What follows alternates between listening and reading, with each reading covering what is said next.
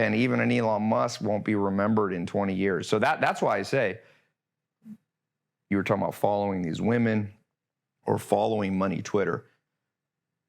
Make sure the compass is set in the right direction as to where you want to go. And that's why I said, my compass hasn't been as much like most entrepreneurs. Theirs is very much like on this W, like I win. But to me, it's like, first off, nobody wins in the long run. So it's like saying immortality is my goal.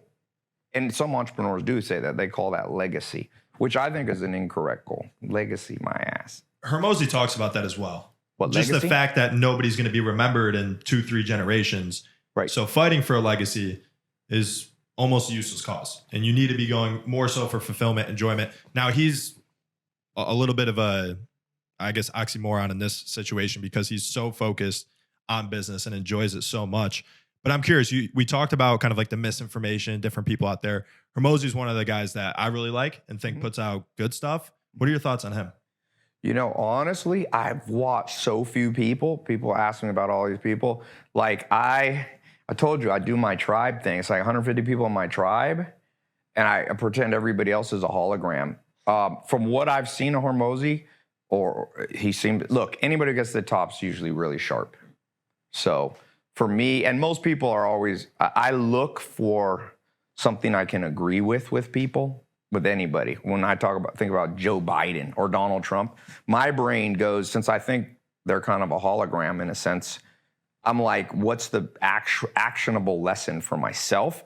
Versus when most people look at Biden or Trump, they're either super pro, there's basically cultic thinking. They're like I hate Biden because I like this kind of guy, or I love Biden and I hate Trump. I hate that way of thinking. I think it's a cancer that you have to root out. So if I see a Hormozi video or whatever, to me it's like, okay, the guy's growing in a sea of 8 billion people. That takes a skill set. What's the actionable for my tribe? Not just for me, my tribe. And by the way, that thing on legacy,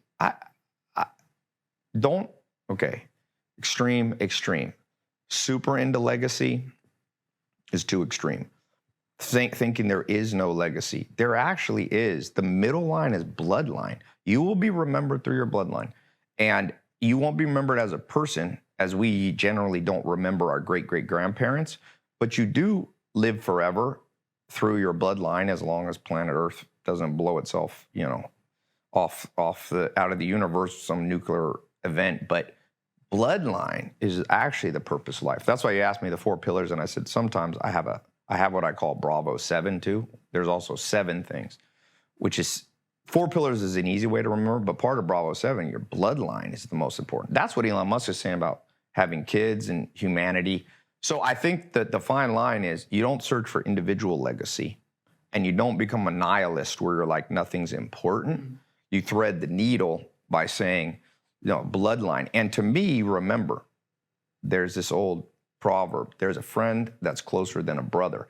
So your bloodline to me is friends, family, romance. So friends are the friends you have that are closer than a brother. And Dr. Buss, one of my mentors, he's from Harvard originally, and he says there's a lot of science on what they call deep friendships. Most friendships are basically peripheral, superficial. So in my tribe of 150 people, I'm thinking, who are the friends that are closer than a brother? That's part of my bloodline too. And then you have the bloodline you're born into, cousins, uncles, grandparents. You should build your life around being close to those. And then through romance, you create your own offspring, which is also your genetic material that passes on. So if you go deeper than the 4 pillars, it's not legacy. It's not, we won't be remembered, so let's make up a game of being really good at business. It's bloodline is the closest thing, and that's the core driver. Yeah, it's funny because we had that conversation and came to the exact same conclusion that you just did. Probably because we're from a big family. I'm one of 7. He's one of 8. But I agree 100%. Couldn't tell. Are you? Yeah. First cousins.